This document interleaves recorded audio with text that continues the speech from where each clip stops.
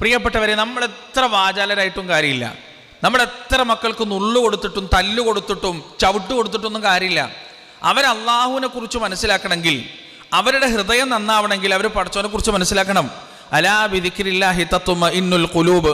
മനുഷ്യന്റെ ഹൃദയങ്ങൾ സമാധാനമടയുക അള്ളാഹുവിനെ കുറിച്ചുള്ള ചിന്ത കൊണ്ട് മാത്രമാണ്. അപ്പൊ അള്ളാഹുവിനെ കുറിച്ചുള്ള യഥാർത്ഥത്തിലുള്ള ചിന്ത വരണമെങ്കിൽ എന്ത് ചെയ്യണം? നമ്മൾ മതപഠനം കൊടുക്കണം, കൃത്യമായിട്ട് ഖുർആൻ പഠിപ്പിച്ചു കൊടുക്കണം, ഹദീസ് പഠിപ്പിച്ചു കൊടുക്കണം. അതിൻ്റെതായ രീതികളുണ്ട്. വീട്ടിൽ നിന്ന് വെറുതെ നീ ഖുർആൻ എടുത്തോതും മോനെ, നീ കുറച്ച് വായിക്കും മോനെ എന്ന് പറഞ്ഞിട്ടൊന്നും കാര്യമില്ല. യഥാർത്ഥ രീതിയിൽ പരിശുദ്ധ ഖുർആൻ പഠിപ്പിച്ചു കൊടുത്താൽ മാത്രമേ അള്ളാഹുവിനെ കുറിച്ച് അവർ മനസ്സിലാക്കുള്ളൂ എന്ന് മനസ്സിലാക്കുക നമ്മൾ. പ്രിയപ്പെട്ടവരെ, അള്ളാഹിനെ കുറിച്ച് ഖുർആനിൽ 2 രീതിയിലാണ് പരിചയപ്പെടുത്തുന്നത്. ഖുർആൻ ഇങ്ങനെ നമ്മൾ വായിക്കുമ്പോൾ സൂറത്തുൽ ബഖറയിൽ ആയത്തുൽ കുർസിയിലൂടെയും അതുപോലെ മറ്റു പല അധ്യായങ്ങളുടെയും സൂക്തങ്ങളിലൂടെയും എല്ലാം അള്ളാഹു അവൻ്റെ വലുപ്പത്തെക്കുറിച്ച് പറയുന്നുണ്ട്. അള്ളാഹു ഭൂമിയെ പടച്ചു, ചന്ദ്രനെ പടച്ചു, സൂര്യനെ പടച്ചു, നക്ഷത്രങ്ങളെ പടച്ചു, പർവ്വതങ്ങളെ പടച്ചു, ജീവജാലങ്ങളെ പടച്ചു, മനുഷ്യരെ പടച്ചു, ആകാശങ്ങളെ പടച്ചു, അർശിനെ പടച്ചു. ഇതെല്ലാം അള്ളാഹു പറയുന്നത് അവൻ്റെ അദമത്തിനെ കുറിച്ച് മനസ്സിലാക്കി തരാൻ വേണ്ടിയിട്ടാണ്, അവൻ്റെ വലുപ്പത്തെക്കുറിച്ചും മാഹാത്മ്യത്തെക്കുറിച്ചും മനസ്സിലാക്കി തരാൻ വേണ്ടിയിട്ടാണ്. അങ്ങനെ അത് പറഞ്ഞു കഴിഞ്ഞ് പരിശുദ്ധ ഖുർആനിൻ്റെ മറ്റു ചില വചനങ്ങളിലേക്ക് നമ്മൾ ഇറങ്ങിച്ചെന്നാൽ അള്ളാഹു അവൻ്റെ സ്നേഹവായ്പിനെ കുറിച്ച് സംസാരിച്ചതായി കാണാം എത്രയോ ആയത്തുകളിലൂടെ. ഇപ്പോൾ ഉദാഹരണത്തിന് നബിയെ, എന്നെ കുറിച്ച് എൻ്റെ അടിമകൾ ഞാൻ എവിടെയാണെന്ന് ചോദിക്കുമ്പോൾ അവർക്ക് പറഞ്ഞു കൊടുക്കണട്ടോ, ഫഇന്നി ഖരീബ്, ഞാൻ വളരെ അടുത്തവനാണ്, ഞാൻ വളരെ സമീപസ്ഥനാണ്. വലഖദ് ഖലഖനൽ ഇൻസാൻ, നാമാണ് മനുഷ്യനെ പടച്ചത്. വനഅലമു മാ തുവസ്വിസു ബിഹി നഫ്സു വനഹ്നു അഖറബു ഇലൈഹി മിൻ ഹബ്ലിൽ വരീദ്. അവൻ്റെ ഹൃദയാന്തരങ്ങളിലുള്ള വൈകാരിക വ്യവഹാരങ്ങളെ കൃത്യമായി അറിയുന്നവൻ ഞാനാണ്. നിങ്ങൾ ചിന്തിച്ചു നോക്ക്, എൻ്റെ ഭാര്യക്ക് എൻ്റെ മനസ്സിൻ്റെ വിഷമം മനസ്സിലാണെങ്കിൽ ഞാൻ അവളോട് പറയണം, അല്ലെങ്കിൽ ഞാൻ മുഖത്ത് പ്രകടമാക്കണം, അല്ലെങ്കിൽ ഞാൻ എന്തെങ്കിലും ഒരു സങ്കടം കാണിക്കണം. എങ്കിൽ മാത്രമേ എൻ്റെ ഭാര്യക്ക് ഞാൻ അനുഭവിക്കുന്നത് എന്താണെന്ന് തിരിച്ചറിയാൻ സാധിക്കുള്ളൂ. എൻ്റെ ഉമ്മാക്ക് ഞാൻ അനുഭവിക്കുന്ന വേദന തിരിച്ചറിയണമെങ്കിൽ ഞാനത് എൻ്റെ ഉമ്മയോട് പറയണം. ഉപ്പയുടെയും ഉറ്റമിത്രത്തിൻ്റെയും എല്ലാം കഥ ഇത് തന്നെയാണ്. എന്നാൽ എൻ്റെ റബ്ബിനോട് എൻ്റെ ഹൃദയത്തിൻ്റെ വികാരം പറയേണ്ടതുണ്ടോ? വിശദീകരിക്കേണ്ടതുണ്ടോ? ഇല്ല. ആ ഹൃദയത്തിൻ്റെ വേദനയോടെ യാ അല്ലാ എന്ന് വിളിക്കുമ്പോൾ ആ വിളിയിലൂടെ ആ വിളിക്കുന്ന മനുഷ്യൻ്റെ മനസ്സിൻ്റെ വികാരം എന്താണെന്ന് തിരിച്ചറിയുന്നവനാണ് ലോകത്തിൻ്റെ രക്ഷിതാവ്. അവിടെയാണ് പ്രിയപ്പെട്ടവരെ അള്ളാഹുവിൻ്റെ സ്നേഹവായ്പിനെ കുറിച്ച് പരിശുദ്ധ ഖുർആൻ നമുക്ക് പറഞ്ഞു തരുന്നത്. ഖുൽ, നബിയെ പറഞ്ഞു കൊടുക്കുക, യാ ഇബാദി, അള്ളാഹു വിളിക്കാൻ, യാ ഇബാദി, എൻ്റെ അടിമകളെ, അല്ലദീന അസ്റഫു അലാ അൻഫുസിഹിം, സ്വന്തങ്ങളോട് അക്രമം ചെയ്ത, വൃത്തികേടുകൾ ചെയ്തു പോയ, കുതികാൽ വെപ്പിലും കള്ളക്കച്ചവടത്തിലും ചതിയിലും വഞ്ചനയിലും ആണ്ടുകിടന്ന് ജീവിതത്തെ മലീമസപ്പെടുത്തിയ എൻ്റെ അടിമകളെ, വ്യഭിചാരത്തിലും ലഹരി ഉപയോഗത്തിലും അതിരുകടന്ന ജീവിതത്തിലും അതിരുകവിഞ്ഞുപോയ എൻ്റെ അടിമകളെ എന്ന് വിളിച്ചിട്ട് അള്ളാഹ്ക്ക് പറയാനുള്ളത് എന്താണ്? നിങ്ങളെ നരകം കാത്തിരിക്കുന്നുണ്ട് എന്നല്ല, എൻ്റെ ശാപകോപങ്ങൾ നിങ്ങളെ കാത്തിരിക്കുന്നുണ്ട് എന്നല്ല. പിന്നെ ലാ തഖ്നുതു മിർ റഹ്മത്തില്ലാ, സാരില്ല കേട്ടോ, സാരില്ല, വിഷമിക്കരുത്, നീ നിരാശപ്പെടരുത്. കുന്നോളം തിന്മകൾ നീ ചെയ്തിട്ടുണ്ടെങ്കിലും നിന്നെ ചേർത്ത് പിടിക്കാൻ ഞാൻ തയ്യാറാണ്. വാനോളം തിന്മകൾ നീ ചെയ്തിട്ടുണ്ടെങ്കിലും നിനക്ക് പുറത്തു തരാൻ ഞാനുണ്ട് ഇവിടെ. പാപം പുറത്തു തരാൻ ഞാനല്ലാതെ അള്ളാഹു അല്ലാതെ മറ്റാരാണ് ഉള്ളത് എന്ന് പരിശുദ്ധ ഖുർആൻ ചോദിക്കുകയാണ്. പ്രിയപ്പെട്ടവരെ, യഥാർത്ഥത്തിൽ ഒരു മനുഷ്യനെ നന്നാക്കാൻ അള്ളാഹുവിൻ്റെ ഈ വചനങ്ങൾ ധാരാളമാണ്. ഞാൻ ഒരിക്കൽ എൻ്റെ വാട്സപ്പ് തുറന്നപ്പോൾ വർഷങ്ങൾക്ക് മുമ്പ് പരിചയമുള്ള എൻ്റെ ഒരു സുഹൃത്ത്, കുറേ കാലമായിട്ട് ഇപ്പോൾ കോണ്ടാക്റ്റ് ഒന്നും ഇല്ല, ഇപ്പോൾ ഈ ഒരു 1-2-3 ആഴ്ച മുമ്പ് നടന്ന സംഭവമാണ്, ഒരുപാട് നാളായിട്ടൊരു കോണ്ടാക്റ്റും ഇല്ല. അപ്പോൾ വാട്സപ്പ് ഇങ്ങനെ തുറന്നപ്പോൾ അദ്ദേഹത്തിൻ്റെ 1.5 മിനിറ്റ് ദൈർഘ്യമുള്ള 2 വോയിസ് മെസ്സേജുകൾ. അപ്പം അതിങ്ങനെ തുറന്നപ്പോൾ അവൻ സലാം പറഞ്ഞു, പിന്നെ സംസാരിക്കാൻ പറ്റുന്നില്ല, ആകെ കണ്ടമിടറി, ശബ്ദം പുറത്തേക്ക് വരുന്നില്ല, കരയാണ്. കരഞ്ഞ അവസാനം 1ാമത്തെ വോയിസിൽ ഏകദേശം കരച്ചിലാണ്, 2ാമത്തെ വോയിസിൽ അവൻ കാര്യം പറഞ്ഞു, ഞാൻ നിങ്ങൾക്ക് ഈ വോയിസ് അയക്കുന്നത് നിങ്ങളുടെ ഒരു സംസാരം കേട്ടിട്ടാണ്. ആ സംസാരം അള്ളാഹുവിനെ കുറിച്ചുള്ള സംസാരമാണ്. എൻ്റെ റബ്ബൻ എത്രമാത്രം സ്നേഹിക്കുന്നുണ്ട്, എൻ്റെ പടച്ചോനോട് എൻ്റെ പടച്ചോൻ എന്നോട് എത്രമാത്രം വാത്സല്യമുണ്ട്, അതെനിക്ക് ഇന്ന് വരെ മനസ്സിലാക്കാൻ പറ്റിയിട്ടില്ലല്ലോ. ഞാൻ എത്ര തെറ്റ് ചെയ്താലും പുറത്തു തരുന്ന റബ്ബിനോട് ഞാൻ എങ്ങനെ അനുസരണക്കേട് കാണിക്കുക, ഞാൻ എങ്ങനെയാണ് നന്ദി കേട് കാണിക്കുക? പ്രിയപ്പെട്ടവരെ, യഥാർത്ഥത്തിൽ സ്വർഗനരകങ്ങളെക്കുറിച്ച് പറയുന്നതിനേക്കാൾ മനുഷ്യൻ്റെ മനസ്സിനെ സ്വാധീനിക്കുക അള്ളാഹുവിനെ കുറിച്ച് പറയുമ്പോഴാണ്, പടച്ച റബ്ബിനെ കുറിച്ച് സംസാരിക്കുമ്പോഴാണ്, ആ റബ്ബിന് നമ്മോടുള്ള സ്നേഹവായ്പകളെ കുറിച്ച് സംസാരിക്കുമ്പോഴാണ്. എത്ര ആയത്തുകളിലൂടെയാണ് അലൈസല്ലാഹു ബികാഫിൻ അബ്ദ, അള്ളാഹുവിൻ്റെ അടിമക്ക് അവൻ മതിയായവനല്ലേ എന്ന് അള്ളാഹു ചോദിക്കുമ്പോൾ അക്ഷരാർത്ഥത്തിൽ ആ പ്രപഞ്ച സൃഷ്ടാവിന് നമ്മോടുള്ള സ്നേഹത്തിൻ്റെ ആഴത്തിനെയും വ്യാപ്തിയെയുമാണ് അത് കാണിക്കുന്നത്. ഇതൊക്കെ നമ്മുടെ മക്കൾക്ക് പഠിപ്പിച്ചു കൊടുക്കണമെങ്കിൽ ഖുർആൻ അവർ പഠിക്കണം, ഹദീസ് അവർ പഠിക്കണം. അതിലൂടെ മാത്രമേ അവരുടെ രക്ഷിതാവിനെ അവർ കണ്ടെത്തുള്ളൂ. നിങ്ങളെ അവർക്ക് കൊടുത്തത് പടച്ചോനാണ്. നിങ്ങളുടെ ഉത്തരവാദിത്വമാണ് അവൾക്ക് അള്ളാഹുവിനെ പരിചയപ്പെടുത്തി കൊടുക്കുക എന്നുള്ളത്, അള്ളാഹുവിനെ പറഞ്ഞു കൊടുക്കുക എന്നുള്ളത്. തമാശയല്ല. അള്ളാഹിനെ പറഞ്ഞു കൊടുക്കുന്നതിൽ നിങ്ങൾ പരാജയപ്പെട്ടാൽ നിങ്ങളെ അറിയുന്നതിൽ അവർ പരാജയപ്പെടുമെന്ന കാര്യത്തിൽ യാതൊരു സംശയവുമില്ല. അള്ളാഹുവിനോടുള്ള കടപ്പാടുകൾ നിർവഹിക്കുന്നതിൽ അവർ പരാജയപ്പെട്ടാൽ നിങ്ങളോടുള്ള കടപ്പാട് അവർ നിർവഹിക്കുമെന്ന കാര്യത്തിൽ ഒരു പ്രതീക്ഷയും നിങ്ങൾക്ക് വേണ്ട. അള്ളാഹുവിനോട് അവർ നന്ദികേട് കാണിക്കുന്നത് നിങ്ങൾ കണ്ടാൽ നാളെ നിങ്ങളോട് അവർ നന്ദികേട് കാണിക്കുമെന്ന വിഷയത്തിൽ ഒരു സംശയവും വേണ്ട. അതുകൊണ്ട് എൻ്റെ പ്രിയപ്പെട്ടവരെ, മതവിദ്യാഭ്യാസം മുന്നോട്ട് വെക്കുന്ന സംരംഭങ്ങളുടെയും പ്രാധാന്യം എന്ന് പറയുന്നത് നമ്മുടെ റബ്ബിനെ മനസ്സിലാക്കുക എന്നതാണ്, നമ്മുടെ രക്ഷിതാവിനെ മനസ്സിലാക്കുക എന്നതാണ്. നിറഞ്ഞ മനസ്സോടെ, നിറഞ്ഞ സ്നേഹത്തോടെ, നിറഞ്ഞ ഇഷ്ടത്തോടെ, ഭയഭക്തിയോടെ റബ്ബിന്റെ മുന്നിൽ സുജൂദ് ചെയ്യുന്ന, അള്ളാഹുവിനോട് കരഞ്ഞു ദുആ ചെയ്യുന്ന ഒരു വിഭാഗത്തെ ഇവിടെ വളർത്തിയെടുക്കുക എന്നതാണ് ഇത്തരം സംരംഭങ്ങളുടെ ലക്ഷ്യമെന്ന് നമ്മൾ മനസ്സിലാക്കേണ്ടതുണ്ട്. പ്രിയപ്പെട്ടവരെ, പരിശുദ്ധ ഖുർആൻ മനുഷ്യനെ നന്നാക്കാൻ ശ്രമിക്കുന്നത് 3 രീതിയിലാണ്.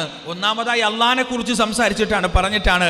അതുകൊണ്ട് നന്നാവാത്ത മനുഷ്യരെ സ്വർഗത്തെക്കുറിച്ച് പറഞ്ഞിട്ട് ആഗ്രഹം നൽകിയിട്ടാണ്. അതുകൊണ്ടും നന്നാവാത്ത മനുഷ്യരെ നരകത്തെക്കുറിച്ച് പറഞ്ഞ് ഭയപ്പെടുത്തിയിട്ടാണ്.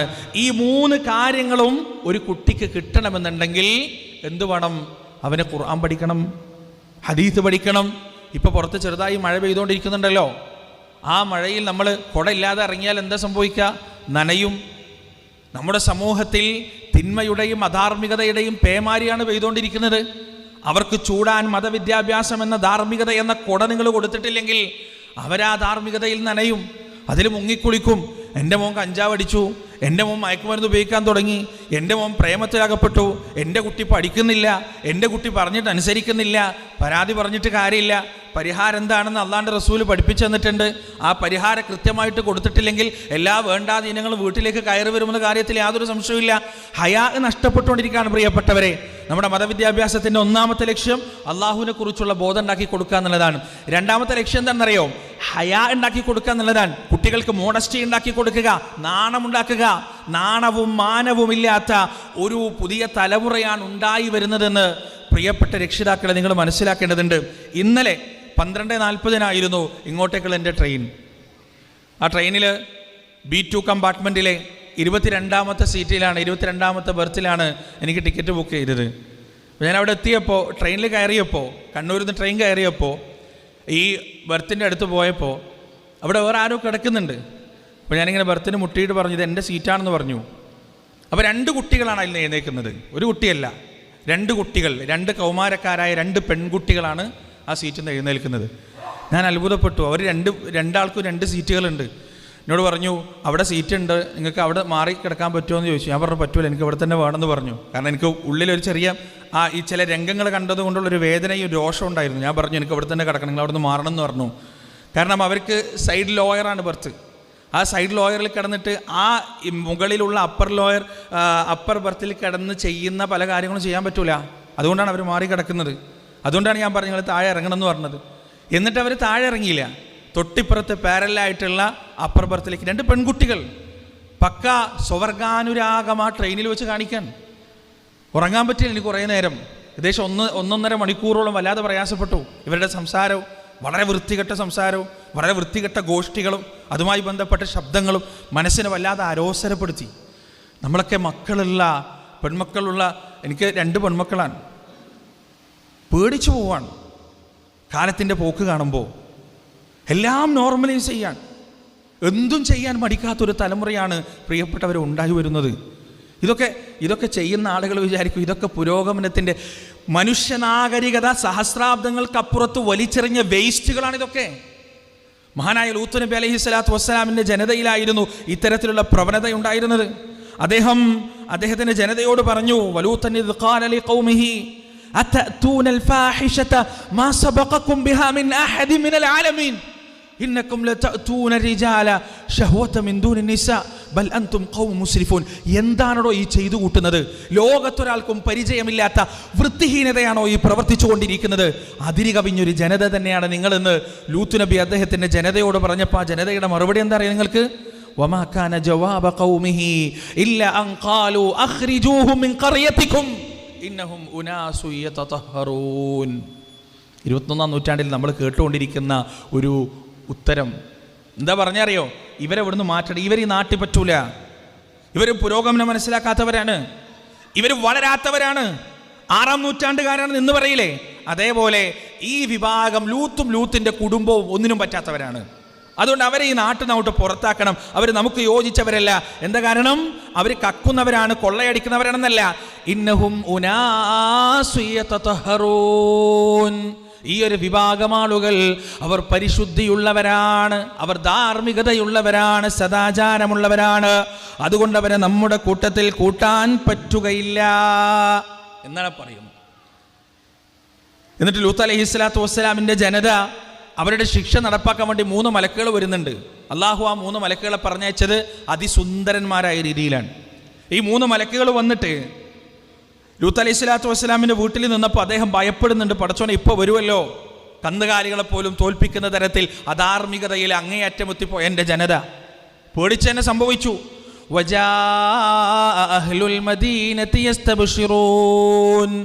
ആ പട്ടണത്തിലെ തെമ്മാടികളതാ ലൂത്തിന്റെ വീട്ടിലേക്ക് വരികയാണ്. എന്തിനാണ് വരുന്നത്? അദ്ദേഹത്തിന്റെ അതിഥികളായി വന്ന 3 മലക്കുകളെ വൃത്തികേടിന് പിടിച്ചു കൊണ്ടുപോകുന്നതിന് വേണ്ടിയാണ്.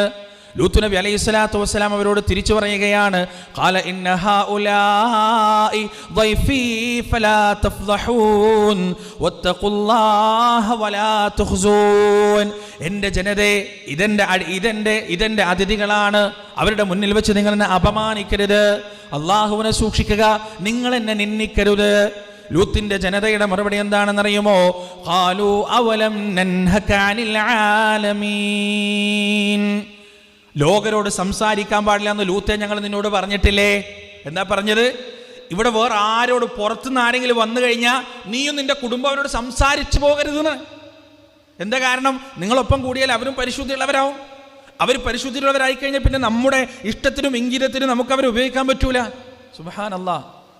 ഇന്ന് LGBTQ+ ആക്ടിവിറ്റിക്ക് എതിരായി നിൽക്കുന്ന ആളുകൾ ഒറ്റപ്പെടാൻ ക്യാമ്പസുകളിൽ.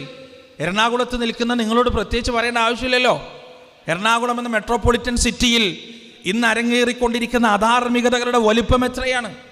ഈ എറണാകുളത്തുള്ള പല ക്യാമ്പസുകളിലും നടന്നുകൊണ്ടിരിക്കുന്ന കൂത്താട്ടങ്ങൾ എത്രമാത്രം വലുതാണെന്ന് ഞാൻ നിങ്ങൾക്ക് പറഞ്ഞിട്ട് വേണം അറിയാൻ. അത്രമാത്രം അരാജകത്വങ്ങൾ. ഇപ്പം ഈ അടുത്താണ് കേട്ടത്, സ്കൂളിലേക്ക് പോകുന്ന ആൺകുട്ടികളോടും പെൺകുട്ടികളോടും മാതാപിതാക്കൾ പറയേണ്ട അവസ്ഥയാണ്, മോളെ നീ ഒരു ആൺകുട്ടിനെ പ്രേമിച്ചോട്ടോ, അല്ലെങ്കിൽ ആൺകുട്ടിനോട് മോളെ നീ ഒരു പെൺകുട്ടിനെ പ്രേമിച്ചോട്ടോ എന്ന് പറയേണ്ട ഗതികേടിലേക്ക് എത്തി മാതാപിതാക്കൾ. കാരണം ഇത്തരത്തിലുള്ള വൈകൃതങ്ങൾ മുഴുവൻ നോർമലീകരിച്ച് സാമാന്യവൽക്കരിച്ച് കുട്ടികളെ അതിലേക്ക് തള്ളിയിടുന്ന അവസ്ഥ. ഇതൊന്നും തമാശയല്ലോ ഈ പറയുന്നത്. ഇതൊക്കെ യാഥാർത്ഥ്യത്തിൽ കൺമുന്നിൽ നടന്നുകൊണ്ടിരിക്കുന്ന പച്ചയായ യാഥാർത്ഥ്യങ്ങളാണ്. ജെൻഡർ ന്യൂട്രാലിറ്റിയിലൂടെ നമ്മുടെ നാട്ടിൽ കൊണ്ടുവരാൻ ശ്രമിച്ച ഈ നാട്ടിലെ മുഖ്യധാര രാഷ്ട്രീയ പാർട്ടികൾ ചില്ലറക്കാരല്ല. ഈ നാട്ടിൽ സ്വാധീനമുള്ള മുഖ്യധാര രാഷ്ട്രീയ പാർട്ടികൾ, പ്രിയപ്പെട്ടവരെ, അവർ ഇൻട്രൊഡ്യൂസ് ചെയ്ത ജെൻഡർ ന്യൂട്രാലിറ്റി എന്ന് പറയുന്ന മഹാഭീമാബദ്ധം എന്താ? അതുകൊണ്ട് അർത്ഥമാക്കുന്നത് ആണും പെണ്ണും തമ്മിൽ വ്യത്യാസമില്ല, ആണും പെണ്ണൊക്കെ ഒരുപോലെയാണ്. അതായത് ഒരു കുടുംബം എന്ന് പറഞ്ഞാൽ നമ്മുടെയൊക്കെ മനസ്സിലൊരു കോൺസെപ്റ്റ് ഉണ്ട്. എന്താണ്? ഒരാണും ഒരു പെണ്ണും അടങ്ങുന്ന, ഒരു ഭാര്യയും ഭർത്താവും അടങ്ങുന്നതാണ് കുടുംബം എന്ന സങ്കല്പം. ആ സങ്കല്പത്തെ തച്ചുടച്ചു വാർത്ത് ഒരു പെണ്ണും തമ്മിൽ കുടുംബമാവാം, ആണും തമ്മിൽ കുടുംബമാവാം. 25-30 വയസ്സ് വരെ ജീവിച്ച ഒരു മനുഷ്യൻ ഒരു സുപ്രഭാതത്തിൽ ഞാൻ പെണ്ണാണെന്ന് തോന്നിക്കഴിഞ്ഞാൽ അവൻ്റെ ലിംഗം മുറിച്ചു കളഞ്ഞ് അതിന് പകരം അവൻ്റെ ശരീരത്തിൽ മാറ്റം വരുത്തിയിട്ട് തനിച്ച തോന്നിയവാസം നടത്താനുള്ള ലൈസൻസാണ് പ്രിയപ്പെട്ടവരെ മുഖ്യധാര മാധ്യമങ്ങളടക്കം കൊടുത്തുകൊണ്ടിരിക്കുന്നത്. പുറത്തിറങ്ങിക്കൊണ്ടിരിക്കുന്ന സിനിമകളും റിയാലിറ്റി ഷോകളും സീരീസുകളുമെല്ലാം ഇത്തരം അബദ്ധങ്ങൾക്കും വൈകൃതങ്ങൾക്കും കുടപിടിച്ചുകൊണ്ടിരിക്കാൻ. പുതിയ തലമുറയിലെ പെൺകുട്ടികൾ വിവാഹത്തോട് നോ പറഞ്ഞുകൊണ്ടിരിക്കുന്നു. പ്രശസ്തരായ പെൺകുട്ടികൾ 17, 18, 19 വയസ്സുള്ള കുട്ടികളുടെ ആരാധ്യ സ്ത്രീകൾ എന്ന് പറയാൻ പറ്റുന്ന സെലിബ്രിറ്റികൾ അവർ പറയാൻ, വിവാഹം എന്തിനാണ്, വിവാഹം വേണ്ട, മക്കൾ എന്തിനാണ്, മക്കൾ വേണ്ട. പെൺകുട്ടികളുടെ മനസ്സിലേക്ക്, പുതിയ തലമുറയിലെ കുഞ്ഞുങ്ങളുടെ മനസ്സിലേക്ക് ഇട്ടുകൊടുക്കുന്ന ചിന്ത എന്താണെന്നറിയോ? പൈസ വേണം, സ്വന്തമായിട്ട് വരുമാനം വേണം. സ്വന്തമായിട്ട് വരുമാനം ഇല്ലെങ്കിൽ ഭർത്താവിൻ്റെ മുന്നിൽ ഓക്കാനിച്ചിക്കേണ്ടി വരും, ഭർത്താവിൻ്റെ മുന്നിൽ പ്രമാണം നൽകേണ്ടി വരും. അതുകൊണ്ട് സ്വന്തമായിട്ട് ജോലിയും വരുമാനവുമാണ് ഏറ്റവും വലുത് എന്ന ചിന്ത ഉണ്ടാക്കുകയാണ് മനസ്സിൽ. എന്നിട്ട് വിവാഹം എന്ന് പറഞ്ഞാൽ എൻ്റെ സ്വാതന്ത്ര്യത്തിനെതിരാണ്, എൻ്റെ ജീവിതത്തിനെതിരാണ്, എൻ്റെ സങ്കല്പങ്ങൾക്കെതിരാണ്, എൻ്റെ ലക്ഷ്യങ്ങൾക്കെതിരാണ് എന്ന ബോധം കുട്ടികളുടെ മനസ്സിലുണ്ടാക്കിയിട്ട് 20 വയസ്സും 21 വയസ്സും ആകുമ്പോൾ മാതാപിതാക്കൾ മോളെ വിവാഹം കഴിക്കണ്ടെന്ന് പറയുമ്പോൾ എനിക്ക് വേണ്ട, എന്തിനാ വിവാഹം എന്ന രീതിയിൽ കുട്ടികൾ സംസാരിച്ചു തുടങ്ങിയിരിക്കുന്നു. ഇത് പെൺകുട്ടികൾ മാത്രമല്ല, ആൺകുട്ടികളും. കാരണം അവരൊക്കെ മനസ്സിലാക്കിയത് വിവാഹം എന്ന് പറഞ്ഞാൽ കേവലം ലൈംഗികത മാത്രം തീർക്കാനുള്ള ഒരു സമ്പ്രദായമാണെന്നാണ്. ആ ലൈംഗികത തീർക്കാൻ ഇന്ന് വിവാഹത്തിൻ്റെ ആവശ്യമില്ല. നിങ്ങൾ വിശ്വസിക്കോ, LKGയും UKGയിലും പഠിക്കുന്ന കുട്ടികൾ അശ്ലീല വീഡിയോകൾ കാണുന്നുണ്ടെന്ന് പറഞ്ഞാൽ നിങ്ങൾ വിശ്വസിക്കോ? പ്രിയപ്പെട്ടവരെ, വിശ്വസിക്കൂല. അതാണ് ഏറ്റവും വലിയ ശാപം. മാതാപിതാക്കൾ വിശ്വസിക്കൂല, അംഗീകരിക്കൂല കുട്ടികളെ കുറിച്ച് ഒരു കാര്യം പറഞ്ഞു കഴിഞ്ഞാൽ. എന്നാൽ അറിഞ്ഞോ, പുതിയ പഠനം നടന്നുകൊണ്ടിരിക്കുകയാണ് നമ്മുടെ നാട്ടിൽ. 4 വയസ്സും 5 വയസ്സുമുള്ള കുട്ടികൾ നിങ്ങൾ കൊടുക്കുന്നുണ്ടല്ലോ നിരുപാധികം ഫോണ്, ഒരു കുഴപ്പമില്ലാതെ ഗെയിം കളിക്കാൻ, കാർട്ടൂൺ കാണാൻ. കണ്ണൊന്ന് തെറ്റുമ്പോൾ നിങ്ങളെ എങ്ങനെ കബളിപ്പിക്കണമെന്ന് പുതിയ തലമുറക്ക് കൃത്യമായി അറിയാം. അവർ കണ്ടത്ര ലോകമൊന്നും നിങ്ങൾ കണ്ടിട്ടില്ല, അവർ കണ്ടത്ര സാങ്കേതികതയൊന്നും നിങ്ങൾ കണ്ടിട്ടില്ല, അവർ പഠിച്ചത്ര ഈ പറയുന്ന സോഫ്റ്റ് സ്കിൽസ് ഒന്നും നിങ്ങൾ പഠിച്ചിട്ടില്ല. അതുകൊണ്ട് അവർ നിങ്ങളെ വളരെ സുന്ദരമായി, വളരെ സൗമ്യമായി, സോഫ്റ്റായി വഞ്ചിച്ചു കൊണ്ടിരിക്കുന്നു, ചതിച്ചു കൊണ്ടിരിക്കുന്നു. ഇതിനെന്താ പരിഹാരം? പുതിയ ആൽഫ ജനറേഷൻ്റെ അടുത്തൊന്നും നമ്മളെത്തൂല. എത്ര പഠിച്ചാലും 24 മണിക്കൂർ മൊബൈലിൽ കുത്തിയിരുന്നാലും അവർ മനസ്സിലാക്കുന്ന കാര്യങ്ങളൊക്കെ മനസ്സിലാക്കാൻ ഇച്ചിരി പാട് തന്നെയാണ്, കുറച്ച് പ്രയാസം തന്നെയാണ്. പിന്നെ ഇതിൽ നിന്നൊക്കെ നമ്മുടെ മക്കളെ രക്ഷിക്കാനുള്ള ഒരേ ഒരു വഴി എന്താണ് പ്രിയപ്പെട്ടവരെ? ഒറ്റ വഴി മാത്രമേ ഉള്ളൂ. അവർക്ക് യഥാർത്ഥത്തിലുള്ള മതവിദ്യാഭ്യാസം നൽകുക, അള്ളാഹുവിനെ കുറിച്ച് പറഞ്ഞു കൊടുക്കുക, ഒരു ചെറിയ തീയുടെ തിരിനാമ്പ് അവരുടെ മനസ്സിൽ കത്തിച്ചു വെക്കുക. അതൊരു പക്ഷേ നിങ്ങൾ വിചാരിക്കുന്ന സമയത്ത് ആളിക്കത്തണമെന്നില്ല, നിങ്ങളുടെ മരണശേഷമെങ്കിലും അത് ആളിക്കത്തിയേക്കാം. അവരുടെ ജീവിതത്തിലെ അധാർമികതകൾ മുഴുവൻ കരിച്ചു കളയുന്ന രൂപത്തിലേക്ക് അത് ആളിക്കത്തിയേക്കാം. നാളെ ഭാവിയിൽ അത് കത്തിച്ചു വെക്കുക എന്നത് എൻ്റെയും നിങ്ങളുടെയും ഉത്തരവാദിത്വമാണ് കേട്ടോ. ആ കത്തിക്കാൻ വേണ്ടിയിട്ടാണ് ഇത്തരത്തിലുള്ള സംരംഭങ്ങൾ, ആ കത്തിക്കാൻ വേണ്ടിയിട്ടാണ് ഇത്തരത്തിലുള്ള പാഠ്യപദ്ധതികൾ. കുട്ടികൾ എന്തും ചെയ്യാൻ പഠിക്കാത്തൊരു കാലഘട്ടത്തിലാണ് നമ്മളിന്ന് ജീവിച്ചുകൊണ്ടിരിക്കുന്നത് പ്രിയപ്പെട്ടവരെ. പെൺകുട്ടികൾ വരെ നമ്മളായിരിക്കും, നിങ്ങളറിയോ, നമ്മുടെ നാട്ടിൽ വല വിരിച്ച് കാത്തിരിക്കുകയാണ് കഴുകന്മാർ നമ്മുടെ മക്കളെ. ഏത് രീതിയിലും ആൺകുട്ടികളെ എന്ത് പറഞ്ഞിട്ടാണ് വശത്താക്കണമെന്ന് അവർക്കറിയാം. അവരോട് പറയാനടാ നല്ല ധൈര്യം കിട്ടും, നല്ലോണം പഠിക്കാൻ കഴിയും, ഉറക്കൊഴിഞ്ഞ് പഠിക്കാൻ കഴിയും. എക്സാമിൻ്റെ സമയത്താണ് ഡ്രഗ് ഡീലേഴ്സ് നമ്മുടെ മക്കളുടെ അടുത്തേക്ക് എത്തുന്നത്. എന്നിട്ട് അവർക്കത് കൊടുക്കുന്നത് നീ ഇത് കഴിച്ചു കഴിഞ്ഞാൽ നല്ലോണം തലയിൽ കയറുമെന്ന് പറഞ്ഞിട്ടാണ്, നീ ഇത് കഴിച്ചു കഴിഞ്ഞാൽ ഉറക്കൊഴിഞ്ഞ് പഠിക്കാൻ കഴിയുമെന്ന് പറഞ്ഞിട്ടാണ്. കുട്ടികൾ തെറ്റിദ്ധാരണ ഇത് വാങ്ങി കഴിക്കുന്നു. സംഗതി ശരിയാണ്, ഇത് കഴിച്ചു കഴിഞ്ഞാൽ പിന്നെ ഉറക്കം വരുന്നില്ല, വായിക്കുന്നതൊക്കെ കൃത്യമായിട്ട് ഇങ്ങോട്ട് തലയിൽ കയറുന്നുണ്ട്, നല്ല സുഖമാണ്, ഒരു പ്രശ്നമില്ല. രണ്ടാമതും അത് ഉപയോഗിക്കുന്നു, മൂന്നാമതും അത് ഉപയോഗിക്കുന്നു. സിന്തറ്റിക് ഡ്രഗ്സിനെ കുറിച്ച് വിദഗ്ധന്മാർ പറയുന്നത്, MDM പോലെയുള്ള സിന്തറ്റിക് ഡ്രഗ്സിനെ കുറിച്ച് വിദഗ്ധന്മാർ പറയുന്നത് അത് 2 or 3 തവണ ഉപയോഗിച്ച് കഴിഞ്ഞാൽ പിന്നെ ഒരു ഡി അഡിക്ഷൻ എന്നുള്ളത് ഓൾമോസ്റ്റ് ഇമ്പോസിബിൾ ആണ്, സാധ്യമല്ല, അതൊന്ന് വിട്ടുവരാൻ സാധ്യമല്ല.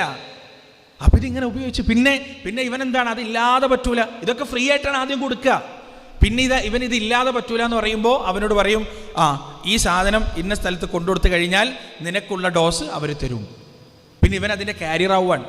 നേരെ മറിച്ച് പെൺകുട്ടികളോട് എന്താ പറയുക? പല പെൺകുട്ടികൾക്കും ഈ മെൻസസിൻ്റെ സമയത്ത് മെൻസ്ട്രൽ ക്രാംസ് ഉണ്ടാവും, ഭയങ്കരമായ വേദന ഉണ്ടാവും, അതിശക്തമായ പ്രയാസം ഉണ്ടാവും. ഇപ്പം എല്ലാ പെൺകുട്ടികൾക്കുള്ള പ്രശ്നമാണത്.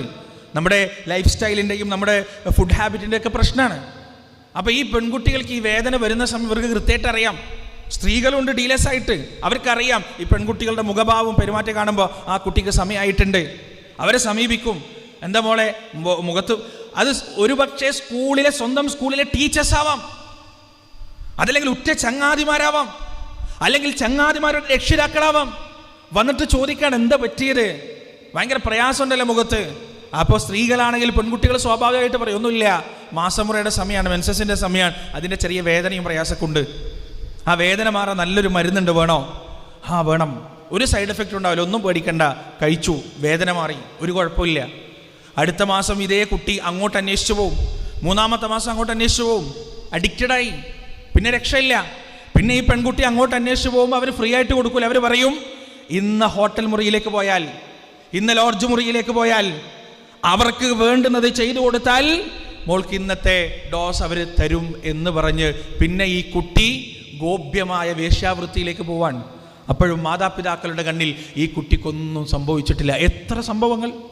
3 വർഷവും 4 വർഷവും നിരന്തരമായി മയക്കുമരുന്ന് ഉപയോഗിച്ചിട്ടും മാതാപിതാക്കൾക്ക് ഒരു പിടുത്തവും കിട്ടാത്ത എത്രയോ വീടുകളുണ്ട്. കിട്ടൂല നമുക്ക് പിടുത്തം, പ്രിയപ്പെട്ടവരെ, മനസ്സിലാക്കാൻ നമുക്ക് കഴിയില്ല. പണ്ടൊക്കെ ബാക്ക് ബെഞ്ചിലിരിക്കുന്ന കുട്ടികൾ ബാക്കിലിരുന്നിട്ട് സെൻട്രൽ ഷോക്ക് പോലെയുള്ള ചുയിങ്കം ചവക്കുന്നത് കാണാറുണ്ട്. അതെന്തിനു വേണ്ടിയാണ്? ഇൻ്റർവെല്ലിനും അതുപോലെ ഉച്ചക്ക് ചോറ് വയ്ക്കാനൊക്കെ വിടുമ്പോൾ സിഗരറ്റ് വലിക്കും. സിഗരറ്റ് വലിച്ച് അതിൻ്റെ മണം ടീച്ചർമാർക്കോ രക്ഷിതാക്കൾക്കോ കിട്ടാതിരിക്കുന്നതിന് വേണ്ടി കാട്ടുന്ന പണിയാണത്. എന്നാൽ ഇന്ന് അതിൻ്റെ ഒന്നും ആവശ്യമില്ല. ഈ പറയുന്ന സിന്തറ്റിക് ഡ്രഗ്സ് ഉപയോഗിച്ച് കഴിഞ്ഞാൽ ഒരടയാളം പോലും മുഖത്ത് പോലും ഉണ്ടാവില്ല. ശരിക്കും മനസ്സിലാക്കിക്കോ, പെരുമാറ്റത്തിൽ പോലും മനസ്സിലാക്കാൻ സാധ്യമല്ല. പെരുമാറ്റത്തിലും അറിയില്ല, എന്നാൽ അവർ അഡിക്റ്റഡ് ആയിട്ടുണ്ടാവും. അള്ളാഹു കാത്തു രക്ഷിക്കട്ടെ. എങ്ങനെ ഇതിൽ നിന്ന് നമ്മുടെ മക്കളെ രക്ഷിക്കും? നിങ്ങളറിയില്ലേ, ആ പാലക്കാട് നിന്ന് ഒരു കുട്ടി ഇത്തരം കഞ്ചാവിന് അഡിക്റ്റായിട്ട് അവസാനം മോചിതനായി വന്നപ്പോൾ ലോകത്തോട് അവൻ വിളിച്ചു പറഞ്ഞ ചില സത്യങ്ങളുണ്ട്. ഞാൻ ഒരുപാട് സ്ഥലത്ത് ഇത് പറഞ്ഞിട്ടുണ്ട്. മീഡിയ 1-ൽ 25 മിനിറ്റുള്ള അവൻ്റെ ഇൻ്റർവ്യൂ നിങ്ങൾക്ക് ഇന്നും കിട്ടും. അവൻ പറയാണ്, എൻ്റെ മനസ്സിനെ മാറ്റാനുള്ള ഒരു സന്ദർഭം എന്താണെന്നറിയോ? ഞങ്ങളെ പിടിച്ചു, അവനിത് ഉപയോഗിക്കാൻ തുടങ്ങി, പിടിച്ചുപറി തുടങ്ങി, ബൈക്ക് മോഷണം തുടങ്ങി, കളവ് തുടങ്ങി, എല്ലാം തുടങ്ങി. അവസാനം പോലീസ് പിടിച്ചു, അറസ്റ്റ് ചെയ്തു, സെല്ലിൽ കൊണ്ടുപോയിട്ടു. ആ സെല്ലിലേക്ക് 4, 5, 6 കുട്ടികൾ, വീണ്ടും വേറെ ഏതോ ഗ്യാങ്ങിലുള്ള കുട്ടികൾ അറസ്റ്റ് ചെയ്ത് കൊണ്ടുവരപ്പെട്ടു. ഈ കുട്ടികളാണെങ്കിൽ ഭയങ്കരമായ അതിഭീകരമായ രീതിയിൽ അഡിക്റ്റായ കുട്ടികളാണ്. ഈ കുട്ടികൾ പിന്നെ ചെയ്യുന്നത് എന്താണെന്നറിയോ? അവിടെ ഇരുന്നിട്ട് ഭക്ഷണം കഴിക്കാൻ ജയിലിലൊക്കെ ഇതാണല്ലോ കൊടുക്കുക, സ്റ്റീലിൻ്റെ പാത്രമാണല്ലോ കൊടുക്കുക. ഈ സ്റ്റീലിൻ്റെ പാത്രം കൊണ്ട് ഈ താഴെയുള്ള ടൈൽ അടിച്ചു പൊട്ടിച്ചിട്ട് ആ ടൈലിൻ്റെ കൂർത്ത ഭാഗം എടുത്തിട്ട് കയ്യിന് മുറിവുണ്ടാക്കുകയാണ്. കയ്യിന് മുറിവുണ്ടാക്കിയിട്ട് ഒരാൾ മുറിവുണ്ടാക്കിയവൻ ആദ്യം അത് കുടിക്കുക. എന്നിട്ട് അവൻ്റെ സുഹൃത്തുക്കൾക്കൊക്കെ അവൻ്റെ രക്തം കുടിക്കണം. കുഞ്ഞുമക്കൾ 18, 19, 20 വയസ്സുള്ള മക്കൾ രക്തം കുടിക്കാൻ. എന്തിനാണെന്നറിയോ? ആ രക്തത്തിലുള്ള മയക്കുമരുന്നിൻ്റെ അംശം കൊണ്ട് സമാധാനം അടയാൻ. അത്രത്തോളം അവർക്ക് പറ്റുന്നില്ല എന്നുള്ളതാണ്. രക്തരക്ഷസുകൾ എന്നൊക്കെ നമ്മൾ കഥകളിൽ കേട്ടിട്ടുണ്ട്. നമ്മുടെ കുഞ്ഞുങ്ങൾ ആ രൂപത്തിലേക്ക് മാറിക്കൊണ്ടിരിക്കുകയാണ്. എൻ്റെ നാട്ടിലെ അവസ്ഥ എനിക്കറിയാലോ. കണ്ണൂർ ജില്ലയിലൊക്കെ, കണ്ണൂർ ടൗണിലൊക്കെ രാത്രി ആയിക്കഴിഞ്ഞാൽ ഇറങ്ങി നടക്കുമ്പോൾ കുട്ടികൾ പലജാതി പോക്കാണ് പോവുക. ബൈക്ക് എടുത്തിട്ട് കണ്ണ് ചിമ്മി തുറക്കുന്നതിൻ്റെ ഷുമെന്ന് പറഞ്ഞൊരു പോക്കാണ്. എന്ത് പോക്കാണോ പോകുന്നതെന്ന് ചോദിച്ചു കഴിഞ്ഞാൽ നിർത്തി വരും. കയ്യിൽ ബ്ലേഡ് ഉണ്ടാവും, ഒരു വര അങ്ങോട്ട് വരക്കും. എത്രയോ ആളുകൾക്ക് അക്രമം കിട്ടി. ഇപ്പം ആരും ഒന്നും പറയാറില്ല, ആരും മൈൻഡ് ചെയ്യാറില്ല. ഇതാണ് അവസ്ഥ. കണ്ണൂരത്തെ അവസ്ഥ ഇതാണെങ്കിൽ ഇവിടുത്തെ അവസ്ഥ പറയാനില്ലല്ലോ. ഏറ്റവും കൂടുതൽ ഡ്രഗ് ഡീലേഴ്സ് ഉള്ളതും ഏറ്റവും കൂടുതൽ അത്തരത്തിലുള്ള പരിപാടികളും കലാപരിപാടികളും നടക്കുന്ന ഒരു നാട്ടിലാണ് നിങ്ങൾ ജീവിച്ചുകൊണ്ടിരിക്കുന്നത്. മതവിദ്യാഭ്യാസത്തിന് ഏറ്റവും പ്രാധാന്യമുള്ളൊരു നാട്ടിലാണ് പ്രിയപ്പെട്ടവർ നിങ്ങൾ ജീവിക്കുന്നത്. നിങ്ങൾ ഇതിൽ നിന്ന് പിന്മാറിയാൽ നാളെ നിങ്ങൾക്ക് വരാൻ പോകുന്നത് വലിയ ദുരന്തമായിരിക്കും. അതുകൊണ്ട് അള്ളാഹു സുബ്ഹാനഹു വ തആല കാത്തുരക്ഷിക്കട്ടെ. ഒന്നാമതായി അള്ളാഹുവിനെ കുറിച്ചുള്ള ചിന്ത അവർക്ക് ഉണ്ടാക്കി കൊടുക്കുക. രണ്ടാമതായി തെറ്റുകൾ ചെയ്യുമ്പോൾ ഒരു ഹയാ, ഒരു വേദന, ഒരു പ്രയാസം അവരുടെ മനസ്സിലില്ലെങ്കിലുണ്ടല്ലോ എന്ത് തെറ്റ് ചെയ്യാനും ഒരു മടിക്കൂല എന്ന് നമ്മൾ മനസ്സിലാക്കുക. മൂന്നാമതായി പ്രിയപ്പെട്ടവരെ, നമ്മുടെ മക്കൾ, ഇപ്പോൾ എനിക്ക് ഓർമ്മയുണ്ട്, എൻ്റെ ഭാര്യ ആദ്യം അവളുടെ വയറ്റിൽ കുട്ടിയുണ്ടെന്ന് അറിഞ്ഞത് തൊട്ട് എന്തെല്ലാം സ്വപ്നങ്ങളാണ് നമ്മൾ മെനയാറുള്ളത്, എന്തെല്ലാം ആഗ്രഹങ്ങളാണ് നമ്മുടെ മനസ്സിലുള്ളത്. ആ കുട്ടിയുടെ സ്കൂൾ പഠനം, അത് കഴിഞ്ഞുള്ള കോളേജ് പഠനം, അത് കഴിഞ്ഞ് അവൾ എന്തായിത്തീരണം, ഏത് കോഴ്സ് പഠിക്കണം, എന്തെല്ലാം കാര്യങ്ങളാണ് നമ്മൾ സംസാരിക്കാറുള്ളത്. ആൺകുട്ടികളായാലും പെൺകുട്ടികളായാലും എന്തെല്ലാം പ്രതീക്ഷകളാണ്. എൻ്റെ മൂത്ത കുട്ടിക്ക് 7 വയസ്സ് മാത്രമായിട്ടുള്ളൂ. പക്ഷെ അവളുടെ വിവാഹം ഞാൻ ഇന്നും സ്വപ്നം കാണാറുണ്ട്. ആ വിവാഹം എങ്ങനെ ആയിരിക്കണം എന്ന് ചിന്തിക്കാറുണ്ട്. ഇത് ഓരോ രക്ഷിതാവിനും ഉള്ള ഒരു ചിന്തയാണ്, ആലോചനയാണ്. പ്രിയപ്പെട്ടവരെ, ആ മക്കൾ ഒരു സുപ്രഭാതത്തിൽ നശിച്ചുപോയി എന്നറിഞ്ഞാൽ നമ്മുടെ ഹൃദയത്തിൻ്റെ വേദന എത്രയായിരിക്കും, നമ്മുടെ മനസ്സിൻ്റെ വേദന എത്രയായിരിക്കും. അള്ളാഹു പരിശുദ്ധ ഖുർആനിൽ പ്രാർത്ഥിക്കാൻ പഠിപ്പിച്ചൊരു പ്രാർത്ഥനയുണ്ട്. റബ്ബന, അള്ളാഹുവേ, ഹബ്ലനാ മിൻ അസ്വാജിന വദുരിയാതിനാ ഖുർറത അഅ്യുൻ, ഞങ്ങളുടെ ഇണകളിൽ നിന്നും ഞങ്ങളുടെ സന്താനങ്ങളിൽ നിന്നും നീ ഞങ്ങൾക്ക് കൺകുളിർമ നൽകണം റബ്ബേ എന്ന് പ്രാർത്ഥിക്കാൻ അള്ളാഹു സുബ്ഹാനഹു വ തആല നമ്മോട് കൽപ്പിച്ചിട്ടുണ്ട്. ഇണകളിൽ നിന്നുള്ള കൺകുളിർമ എന്ന് പറഞ്ഞാൽ എന്താ? ഏതെങ്കിലും ഒരു അലുമിനിക്ക് പോയി, ഏതെങ്കിലും ഒരു പൂർവ്വ വിദ്യാർത്ഥി സംഗമത്തിന് പോയി വന്നിട്ട് അവിടുന്ന് പരിചയപ്പെട്ട പഴയ കാമുകനുമായി വീണ്ടും ചാറ്റ് തുടങ്ങുന്ന ആണും പെണ്ണും, ഭാര്യയും ഭർത്താവും 40-ാമത്തെ വയസ്സിലും 50-ാമത്തെ വയസ്സിലും പേരക്കുട്ടികൾ ഉമ്മുമ്മ ഉപ്പുപ്പ എന്ന് വിളിക്കുന്ന പ്രായത്തിൽ ചാറ്റിംഗ് നടത്തി ഒളിച്ചോടുന്ന കഥകൾ ഇങ്ങനെ കൂടിക്കൊണ്ടിരിക്കാൻ. ഇതാണ് കണ്ണിൽ തീവാരി ഇടുക എന്ന് പറഞ്ഞാൽ. കുടുംബത്തിൽ ഇണകൾ കണ്ണിൽ തീവാരി ഇടുക. ഇത്തരം ഇണകളും മാതാപിതാക്കൾ ഉണ്ടായിക്കഴിഞ്ഞാൽ പിന്നെ മക്കൾ ഏതറ്റം വരെ പോകും നമുക്ക് പറയാനില്ലല്ലോ പ്രിയപ്പെട്ടവരെ. അതുകൊണ്ട് മക്കളുടെ കൺകുളിർമ എന്ന് പറഞ്ഞാൽ ഈ ലോകത്ത് നമുക്ക് കിട്ടേണ്ടതാണ്, ദുനിയാവും നമുക്ക് കിട്ടേണ്ടതാണ്. വജഅൽനാനിൽ മുത്തഖീന ഇമാമ, അല്ലാഹുവേ സൂക്ഷ്മത പാലിക്കുന്നവരുടെ നേതാക്കളായി ഞങ്ങളെ മാറ്റണേ എന്നാണ് അല്ലാഹു സുബ്ഹാനഹു വ തആല പ്രാർത്ഥിക്കാൻ പഠിപ്പിച്ചത്.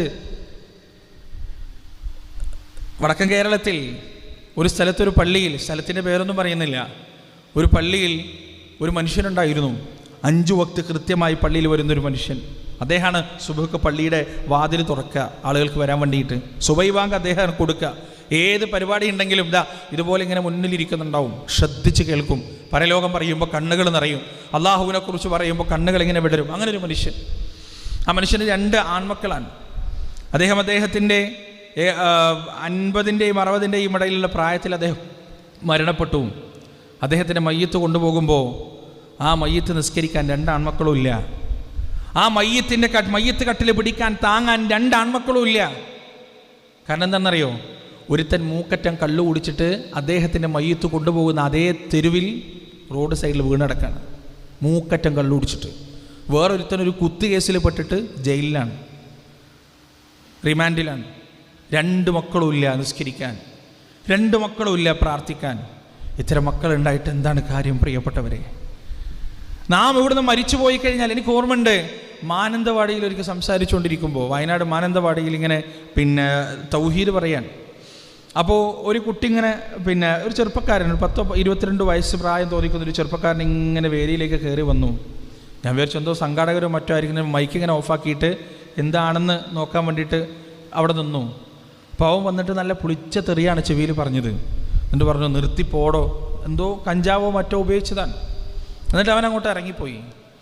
അവൻ ഇറങ്ങിപ്പോയപ്പോൾ ഞാൻ മൈക്കിലൂടെ പറഞ്ഞു, ഞാൻ വിചാരിച്ചു വല്ല സംഘാടകരോ മറ്റോ ആയിരിക്കുന്ന, ഇത്ര ഉത്തരവാദിത്തമില്ലേ സംഘാടകരെ നിങ്ങൾക്ക്? ഒരാൾ സ്റ്റേജിലേക്ക് കയറി വരുമ്പോൾ അയാളെ പിടിക്കാനുള്ള ഉത്തരവാദിത്തം നിങ്ങൾക്കില്ലേ എന്നൊക്കെ പറഞ്ഞു. ഇത് കേട്ടപ്പോൾ അവിടെ ആ ടൗണിലുണ്ടായിരുന്ന കുറച്ച് യുവാക്കൾ കൂടിയിട്ട് അവനെ നന്നായി മർദ്ദിച്ചു.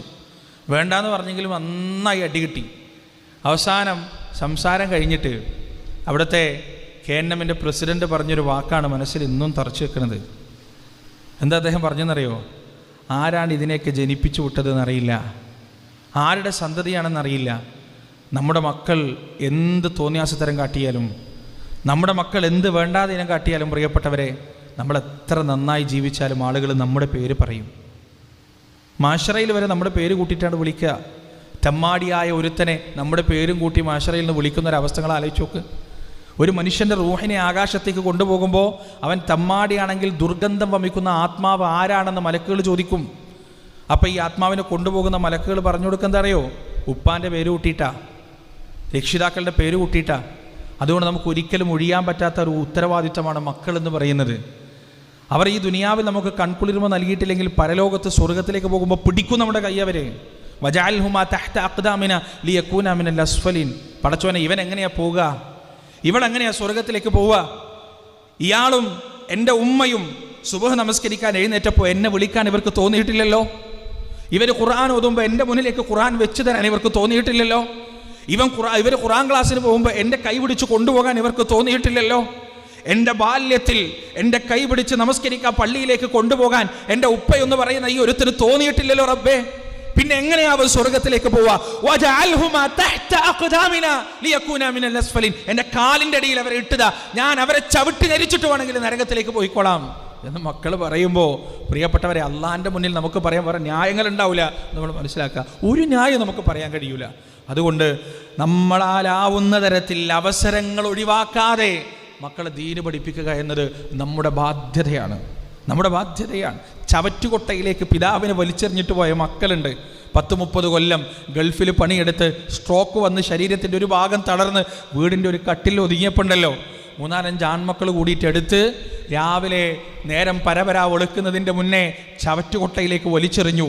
അവിടെ ആ വേസ്റ്റ് ഭക്ഷിക്കാൻ വരുന്ന നായ്ക്കളുടെ കൂടെ ആ നായ്ക്കൾ കടിച്ചു പറിച്ച് അവരുടെ കൂടെ കലഹിക്കുന്ന ആ മനുഷ്യൻ്റെ കരച്ചിൽ കേട്ടിട്ടാണ് പള്ളിയിൽ നിസ്കരിക്കാൻ വന്ന ആളുകൾ ആ മനുഷ്യനെ എടുത്തിട്ട് ആതുരാലയത്തിലേക്ക് പോകുന്നത്. കഴിഞ്ഞ വർഷം അദ്ദേഹം മരിച്ചു. മരിക്കുന്നതുവരെ വീട്ടിൽ നിന്ന് ഒരുത്തനും അദ്ദേഹത്തെ അന്വേഷിക്കാൻ വന്നില്ല, ഒരു മകനും അദ്ദേഹത്തെ അന്വേഷിക്കാൻ വന്നില്ല. കേരളക്കരയിൽ എത്രയോ വൃദ്ധസദനങ്ങളുണ്ട്. കരഞ്ഞു കലങ്ങിയ കണ്ണുകളുമായി ദൂരേക്ക് കണ്ണും നട്ടിരിക്കുന്ന 10,000-കണക്കിന് മാതാപിതാക്കൾ കൊണ്ടാക്കിയിട്ട് വർഷങ്ങൾ കഴിഞ്ഞിട്ടും ഒരു വട്ടം പോലും ഉമ്മയെയും ഉപ്പയെയും ഒന്ന് കാണുന്നതിന് വേണ്ടി വരണമെന്ന് ആലോചിക്കാത്ത മക്കളുടെ മാതാപിതാക്കൾ. എന്തുകൊണ്ടാണെന്ന് അറിയോ പ്രിയപ്പെട്ടവരെ? അത് പഠിപ്പിക്കേണ്ട സമയത്ത് അള്ളാഹുവിനെ കുറിച്ച് പറഞ്ഞു കൊടുക്കാത്തതിൻ്റെ കേടാണ്, അതിൻ്റെ പ്രശ്നമാണത്. നമ്മുടെ പണ്ഡിതന്മാരൊക്കെ പറയുന്നൊരു സംഭവമുണ്ട്. സൗദി അറേബ്യയിൽ ഒരു കോടതിയിൽ നടന്ന ഒരു കേസാണ്. അവിടെ ജ്യേഷ്ഠനും അനുജനും തമ്മിലാണ് ശക്തമായ വാദം നടക്കുന്നത്. നമ്മുടെ നാട്ടിലൊക്കെ വാദങ്ങൾ ഉണ്ടാവാറുണ്ട്. ഉമ്മാനിയും ഉപ്പാനിയും മുന്നിൽ നിർത്തും, എന്നിട്ട് പെങ്ങന്മാരും ആങ്ങന്മാരൊക്കെ 2 ഭാഗത്ത് നിർത്തിയിട്ട് പറയും, ഞാൻ ഇത്ര വർഷം നോക്കിയിട്ടുണ്ട്, ചികിത്സയ്ക്ക് ഇത്ര ചിലവ് വന്നിട്ടുണ്ട്, അതുപോലെ തന്നെ ഭക്ഷണത്തിന് ഇത്ര ചിലവ് വന്നിട്ടുണ്ട്, ഡ്രസ്സ് വാങ്ങിച്ചു കൊടുക്കാൻ ഇത്ര ചിലവ് വന്നിട്ടുണ്ട്, അതുകൊണ്ട് ഉമ്മൻ്റെ ഉപ്പൻ്റെ ചിലവ് ഇനി നോക്കാൻ എനിക്ക് പറ്റൂല, നിങ്ങൾ ആരെങ്കിലും കൊണ്ടുപോയിക്കോ എന്ന് പറഞ്ഞ് കൈയൊഴിയുന്ന മക്കൾ. വേറൊരു കുട്ടികൾ, ഞാൻ ഉപ്പാൻ്റെ ഇത്ര കട ഏറ്റെടുത്തിട്ടുണ്ട്, അതുകൊണ്ട് എനിക്കിനി നോക്കാൻ പറ്റൂല, എനിക്ക് എൻ്റെ കാര്യങ്ങളുണ്ട് എന്ന് പറയുന്നവർ. വേറെ കൂട്ടർ, എൻ്റെ ഭാര്യയ്ക്ക് അല്ലെങ്കിലേ പറ്റുന്നില്ല, കെട്ടിയോൾക്ക് അല്ലെങ്കിലേ കഴിയുന്നില്ല, പിന്നെ എങ്ങനെ ഉമ്മാനെ കൊണ്ട് അവിടെ വരിക? ആ കുട്ടികളെ നോക്കിയിട്ടാണ് അവർക്കൊരു സ്വസ്ഥതയും ഇല്ല. മക്കളുടെ പഠിത്തം, ഭാര്യയുടെ സൗകര്യം, അതുപോലെ തന്നെ സാമ്പത്തികമായ കാര്യങ്ങൾ, ഇതൊക്കെ പറഞ്ഞ് മാതാപിതാക്കളെ ചവറ്റുകൊട്ടയിലേക്ക് വലിച്ചെറിയുന്ന വലിയൊരു സമുദായം മക്കൾ നമ്മുടെ ഈ ഉമ്മത്തിൻ്റെ ഇടയിൽ തന്നെ ഉണ്ട് പ്രിയപ്പെട്ടവരെ. അവരുടെ മുന്നിലേക്കാണ് ഈ ഒരു കോടതിയിലെ ചർച്ചയെ നമ്മുടെ പണ്ഡിതന്മാർ പറഞ്ഞു കൊടുക്കാറുള്ളത്.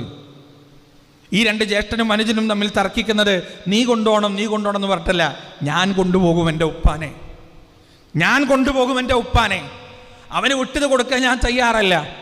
10-30 കൊല്ലം ഉപ്പാനെ പരിചരിച്ച് ബാപ്പാൻ്റെ എല്ലാ കാര്യങ്ങളും നോക്കി നടത്തിക്കൊടുത്ത മൂത്ത മകൻ, ആ മൂത്ത മകൻ ന്യായാധിപനോട് പറയാണ്, എനിക്കെന്നെ എൻ്റെ ബാപ്പാനെ വിട്ടരണം കേട്ടോ, എൻ്റെ അടുത്ത് നിന്ന് നിങ്ങൾ എൻ്റെ പിതാവിനെ പറിച്ചു കൊണ്ടുപോകരുത്, എൻ്റെ ഹൃദയം വേദനിക്കും. ഒന്നുമില്ല മനുഷ്യന്, സ്വത്തോ മുതലോ എന്തെങ്കിലും ഉണ്ടായിട്ട് വേണ്ട, ഒന്നുമില്ല. വയസ്സായ ഒരു മനുഷ്യൻ, 90 കഴിഞ്ഞ പടുവൃദ്ധനായ ഒരു മനുഷ്യൻ, 2 മിനിറ്റ് മുമ്പ് പറഞ്ഞ കാര്യം ഇപ്പോഴെന്താണെന്ന് ഓർമ്മയില്ലാത്ത മനുഷ്യൻ, ഭക്ഷണം കഴിച്ചോ എന്ന് വരെ ഓർമ്മയില്ലാത്ത മനുഷ്യൻ. ആ മനുഷ്യന് വേണ്ടിയിട്ടാണ് ഈ തല്ലുകൂടുന്നത്. അപ്പം അനിയൻ പറയാണ്, 20-30 കൊല്ലം ഇക്കാക്കാക്ക് ഉപ്പാനെ നോക്കാനുള്ള അവസരം കിട്ടി, ഇനി എനിക്ക് വേണം. ന്യായാധിപൻ ന്യായത്തോടെ കാര്യം വിധിച്ചു. 30 കൊല്ലം നിങ്ങൾ നോക്കിയല്ലോ, ഇനിയുള്ള കാലം അനുജൻ നോക്കട്ടെ എന്ന് വിധിച്ചപ്പോൾ പൊട്ടിക്കരഞ്ഞിട്ടാണ് ജ്യേഷ്ഠൻ പോകുന്നത്. എന്നിട്ട് കോടതിയുടെ വാതിലിൻ്റെ അടുത്ത് നിന്നിട്ട് തിരിഞ്ഞു നിന്നിട്ട് പറഞ്ഞു, നിങ്ങൾ എൻ്റെ നേരെ കൊട്ടിയടച്ചത് എൻ്റെ സ്വർഗത്തിൻ്റെ നടുവിലുള്ള വാതിലാണ് കേട്ടോ, സ്വർഗത്തിൻ്റെ നടുവിലുള്ള വാതിലാണ് നിങ്ങൾ എൻ്റെ നേരെ കൊട്ടിയടച്ചത് എന്നാ ഉപ്പ പറഞ്ഞു എന്നാണ്. ഇതെവിടെ നിന്ന് കിട്ടി? അള്ളാൻ്റെ റസൂല് പറഞ്ഞതാണ്, അള്ളാൻ്റെ റസൂല് പഠിപ്പിച്ചു കൊടുത്തതാണ്. പിതാവ് എന്ന് പറയുന്നത് സ്വർഗത്തിൻ്റെ നടുവിലുള്ള വാതിലാണ്, നിനക്ക് വേണമെങ്കിൽ അത് ഉപയോഗിക്കുക, നിനക്ക് വേണ്ടെങ്കിൽ നീ അത് വലിച്ചെറിഞ്ഞോ എന്ന് അള്ളാൻ്റെ റസൂല് പഠിപ്പിച്ചു കൊടുത്താണ്.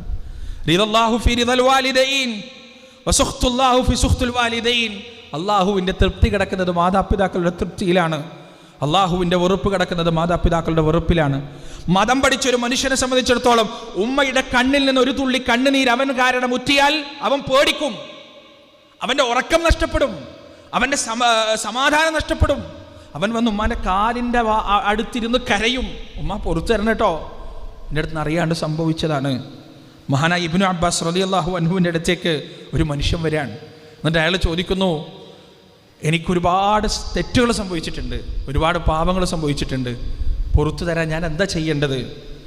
ഇബ്നു അബ്ബാസ് ഒറ്റ ചോദ്യം തിരിച്ചു ചോദിച്ചിട്ടുള്ളൂ, ഉമ്മ ജീവിച്ചിരിപ്പുണ്ടോ? അദ്ദേഹം പറഞ്ഞു, ഉണ്ട്. എങ്കിൽ ഓടിക്കോ, പെട്ടെന്ന് പോയിക്കോ, എന്നിട്ട് ഉമ്മയുടെ കാലിൻ്റെ ഭാഗത്തിരിക്ക്, എന്നിട്ട് ഉമ്മക്ക് സമാധാനവും സന്തോഷവും നൽകി. ഉമ്മയോടുള്ള നന്മയേക്കാൾ പാപങ്ങളെ കൊഴിപ്പിക്കുന്ന മറ്റൊരു കർമ്മവും അല്ലാഹുവിൻ്റെ റസൂല് പഠിപ്പിച്ച അധ്യാപനങ്ങളിൽ ഞാൻ കണ്ടിട്ടില്ല. യമനിൽ നിന്നൊരു യോദ്ധാവ് വരാൻ, യുദ്ധത്തിന് പങ്കെടുക്കാനാണ് വരുന്നത്. റസൂലിൻ്റെ അടുത്ത് വന്നിട്ട് പറഞ്ഞു, യാ റസൂലല്ലാഹ്, എനിക്ക് യുദ്ധത്തിൽ പങ്കെടുക്കണം, ഞാൻ വരുമ്പോൾ എൻ്റെ ഉമ്മയും ഉപ്പയും കരയുന്നുണ്ട്, സങ്കടമില്ലാത്തത് കൊണ്ടല്ല, ഈ ധർമ്മസമരത്തിൽ പങ്കെടുത്ത് ഷഹീദാവാനുള്ള പൂതി കൊണ്ടാണ്, എന്നെ കൂടെ കൊണ്ടുപോകുമോ? അള്ളാഹിൻ്റെ റസൂല് പറഞ്ഞെന്താണെന്നറിയോ? നിൻ്റെ ജിഹാദ് നിൻ്റെ ഉമ്മയുടെയും വാപ്പയുടെയും അടുത്താണ്, നിന്റെ ജിഹാദിന്റെ വിജയം എന്ന് പറയുന്നത് അവരുടെ പുഞ്ചിരിയാണ്, അവരുടെ സംരക്ഷണമാണ്, അവരുടെ സംതൃപ്തിയാണ്, അവരുടെ സ്നേഹം നേടിയെടുക്കലാണ് നിന്റെ ജിഹാദിന്റെ വിജയം. ഒന്നാമത്തെ തുള്ളി രക്തം ഭൂമിയിലേക്ക് പതിക്കുന്നതിന്റെ തൊട്ടു മുന്നേ സകല പാപങ്ങളും പൊറുക്കപ്പെടുമെന്ന് പരിശുദ്ധ ഇസ്ലാമിന്റെ പ്രമാണം പഠിപ്പിച്ച അത്രയും വലിയ ഷഹാദത്തിനേക്കാൾ പുണ്യമായി പുണ്യപ്രവാചകൻ പഠിപ്പിച്ചത് മാതാപിതാക്കളോടുള്ള സാമീപ്യവും അവരോടുള്ള സഹകരണവും അവർക്ക് വേണ്ടുന്ന കാര്യങ്ങൾ ചെയ്തു കൊടുക്കലുമാണ്. ഇത് എവിടുന്ന് നമ്മുടെ മക്കൾക്ക് കിട്ടും? പ്രിയപ്പെട്ടവരെ, സൂറത്തുൽ ഇസ്രാ പരിശോധിച്ചാൽ ലോകത്തൊരു ഗ്രന്ഥവും പറഞ്ഞിട്ടില്ലാത്ത തരത്തിൽ, ലോകത്തൊരു പ്രത്യയശാസ്ത്രവും പറഞ്ഞിട്ടില്ലാത്ത തരത്തിൽ അത്രയും കൃത്യമായി, വ്യക്തമായി, സ്പഷ്ടമായി, സുന്ദരമായി, സൗമ്യമായി, എന്നാൽ കർക്കശമായി അല്ലാഹു സുബ്ഹാനഹു വ തആല മാതാപിതാക്കളെ കുറിച്ച് പറഞ്ഞിട്ടുണ്ട്. അത് ഏതിൻ്റെ കൂടെ പറഞ്ഞതെന്നറിയാം നിങ്ങൾക്ക്? അള്ളാഹുവിനോടുള്ള കടമയെക്കുറിച്ച് സംസാരിക്കുന്നതിൻ്റെ തൊട്ടിപ്പുറത്താണ് പറഞ്ഞത്. വഖദാ റബ്ബുക അല്ലാ തഅ്ബുദൂ ഇല്ലാ ഇയ്യാ. അള്ളാഹുവിനെ മാത്രം ആരാധിക്കണമെന്ന് റബ്ബിദാ നിനക്ക് വിധിക്കുകയാണ്. എന്നിട്ട് പറയുന്നു വബിൽ വാലിദൈനി ഇഹ്സാന, മാതാപിതാക്കളോട് നല്ല നിലയിൽ പെരുമാറണമെന്ന് പടച്ചോനിതാ നിങ്ങൾക്ക് വിധിക്കുകയാണ്. എപ്പോഴാണ് ഈ നല്ല നിലയിലുള്ള പെരുമാറ്റം ഉണ്ടാകേണ്ടത്? ഇമ്മാ യബ്ലുഗന്ന ഇൻദകൽ കിബറ അഹദുഹുമാ ഔ കിലാഹുമാ, അവരിൽ ഒരാളോ രണ്ടുപേരോ വാർദ്ധക്യം ബാധിച്ച അവസ്ഥയിൽ നിന്റെ അടുത്തുണ്ടെങ്കിൽ. വാർദ്ധക്യം എന്ന് പറഞ്ഞാൽ വല്ലാത്ത പരീക്ഷണമാണ്. ലോകം മുഴുവൻ കറങ്ങി നടന്ന മനുഷ്യന് സ്വന്തം മഹല്ലിലെ പള്ളിയിൽ നിന്ന് വീട്ടിലേക്ക് തിരിച്ചു പോകാനുള്ള വഴിയറിയാത്ത അവസ്ഥയാണ് പടുവാർദ്ധക്യം എന്ന് പറയുന്നത്, അറുതലിൽ ഉമുർ എന്ന് പറയുന്നത്. ആ അറുതലിൽ ഉമുറിന്റെ അവസ്ഥയിലേക്ക് നിന്റെ ഉമ്മയോ ഉപ്പയോ എത്തിക്കഴിഞ്ഞാൽ അവരോട് സ്വീകരിക്കേണ്ട നിലപാടെന്താണ്? ഫലാ തഖുൽ ലഹുമാ ഉഫ്, അവരോട് ചേ എന്ന വാക്ക് പോലും പറയരുത്. ഉഫ് എന്ന് പറഞ്ഞാൽ പണ്ടേ നമ്മൾ പരിചരിച്ചത് ചേ എന്ന വാക്കാണ്. ചേന്ന് പോലും അല്ല. ഉഫ് എന്ന് പറഞ്ഞാൽ പണ്ഡിതന്മാർ വിശദീകരിച്ച് എന്താണെന്നറിയോ? നമ്മളിങ്ങനെ ഇപ്പോൾ ഉദാഹരണത്തിന് നമ്മുടെ ഉമ്മാക്ക് മരുന്ന് വാങ്ങിച്ചുകൊണ്ട് കൊടുത്തു.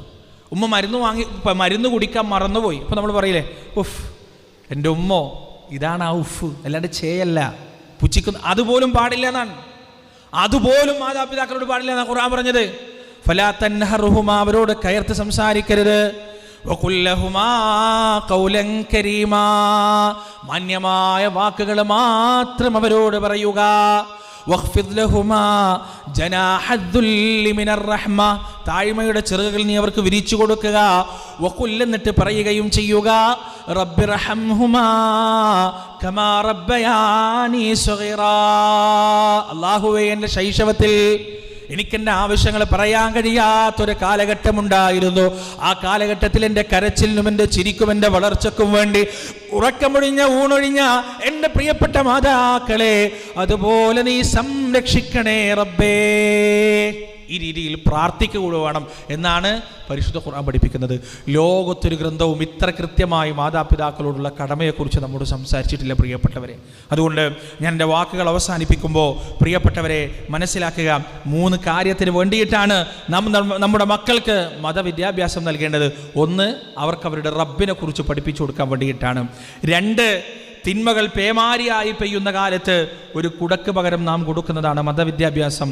3, ദുനിയാവിലും ആഖിറത്തിലും നമ്മുടെ മക്കൾ നമുക്ക് ഉപകാരമുള്ളവരാവണം, കൺകുളിർമ നൽകുന്നവരാവണം, മനസ്സിന് സമാധാനവും ശാന്തിയും നൽകുന്നവരാവണം. പ്രിയപ്പെട്ടവരെ, അതിനുവേണ്ടിയുള്ള മതവിദ്യാഭ്യാസത്തിന് അവരുടെ സ്കൂളോ അവരുടെ ഭൗതിക വിദ്യാഭ്യാസമോ ഒന്നും മുടങ്ങാതെ ആ മതവിദ്യാഭ്യാസം സുന്ദരമായി നിർവഹിക്കാനുള്ള അവസരമാണ് നിങ്ങൾക്കിവിടെ വീണ് കിട്ടിയിട്ടുള്ളത്. അതിനുവേണ്ടി അതുമായി ബന്ധപ്പെട്ടിട്ടുള്ളതാണ് ഈ പരിപാടി.